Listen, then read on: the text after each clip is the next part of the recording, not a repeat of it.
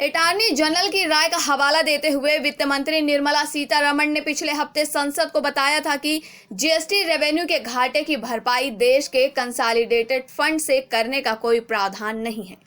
लेकिन सीएजी को पता चला है कि सरकार ने 47,272 करोड़ रुपए जीएसटी कन्फेसेशन सेस को 2017 और 2018-19 में सीएफआई में बनाए रखने के साथ ही उसे किसी दूसरे मदद में खर्च करके खुद कानूनों का उल्लंघन किया है। इसकी वजह से रेवेन्यू रिसीव बहुत बढ़ गया है और उस साल का वित्तीय घाटा कम हो गया है। सीएजी ने अपनी रिपोर्ट में कहा है कि सेस के कलेक्शन और उसके जीएसटी कंपेंसेशन सेस फंड में ट्रांसफर संबंधी स्टेटमेंट 8, 9 और 13 में सूचनाओं का ऑडिट परीक्षण दिखाता है कि 2017-18 और 2018-19 के दौरान जीएसटी कंपेंसेशन सेस कलेक्शन के फंड में शॉर्ट क्रेडिट के तौर पर 47,272 करोड़ रुपए आए हैं। आपको बता दें कि बुधवार को संसद में सौंपी गई रिपोर्ट में सीएजी ने कहा कि यह short crediting GST compensation cess act 2017 का उल्लंघन है। जीएसटी कंपेंसेशन सेस एक्ट के प्रावधानों के मुताबिक 1 साल के भीतर इकट्ठा किया गया पूरा सेस किसी भी रूप में खत्म नहीं होने वाले फंड के तौर पर जीएसटी कंपेंसेशन सेस फंड में क्रेडिट होगा। इसका मतलब ये है कि रेवेन्यू के नुकसान की स्थिति में विशेष रूप से राज्यों के घाटे को पूरा करने के लिए इस्तेमाल किया जाना है। लेकिन सरकार ने पूरे जीएसटी सेस की राशि को जीएसटी कंपेंसेशन फंड में ट्रांसफर करने की जगह उसे कंसोलिडेटेड फंड ऑफ इंडिया में बनाए रखा और उसका दूसरे मदद में इस्तेमाल किया।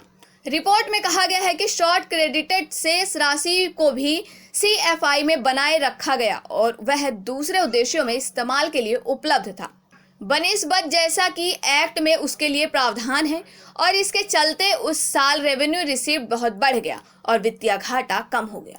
रिपोर्ट को और विस्तार से व्याख्यायित करते हुए सीएजी ने कहा कि 2018-19 के दौरान बजट के प्रावधान के तहत 90,000 करोड़ फंड में ट्रांसफर किया गया था और उतनी ही राशि कंपेंसेशन के तौर पर राज्यों को रिलीज की जानी थी। हालांकि जीएसटी कंपेंसेशन सेस के तौर पर उस साल 95,051 करोड़ इकट्ठा हुआ, लेकिन रेवेन्यू डिपार्टमेंट ने फंड में केवल 54,275 करोड़ ही ट्रांसफर किए। सीएजी ने कहा कि फंड से इसने केवल 69,275 करोड़ रुपए राज्यों को कंपेंसेशन के तौर पर दिया।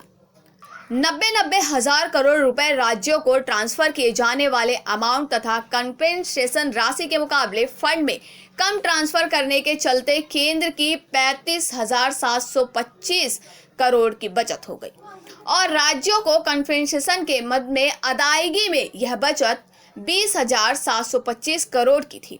18 सितंबर को लोकसभा में बोलते हुए वित्त मंत्री निर्मला सीतारमण ने बताया कि सेस के द्वारा जितना कंपेंसेशन कलेक्ट होता है वो होता है कंपेंसेशन जिसे स्टेट को देना होता है।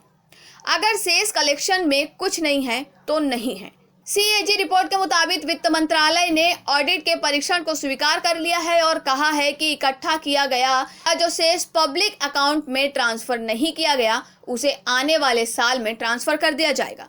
इसके साथ ही एक और दिलचस्प प्रगति हुई। राज्यों को मिलने वाले कंपेंसेशन सेस को केंद्र ने सहायता राशि में बदल दिया था, जिस पर सीएजी ने कड़ा ऐतराज जाहिर किया और कहा कि वह राज्यों का अधिकार है और उसे किसी भी रूप में सहायता राशि के तौर पर नहीं पेश किया जा सकता है। सीएजी ने वित्त मंत्रालय से इससे संबंधित विवरणों को दुरुस्त करने के लिए कहा। जीएसटी कंपेंसेशन सेस के अलावा सीएजी ने दूसरे मदों में इकट्ठा होने वाले सेस को उनके संबंधित रिजर्व फंड में नहीं भेजा। इसमें road and infrastructure cess, cess on crude oil, universal service levy और नेशनल मिनरल ट्रस्ट लेवी शामिल है।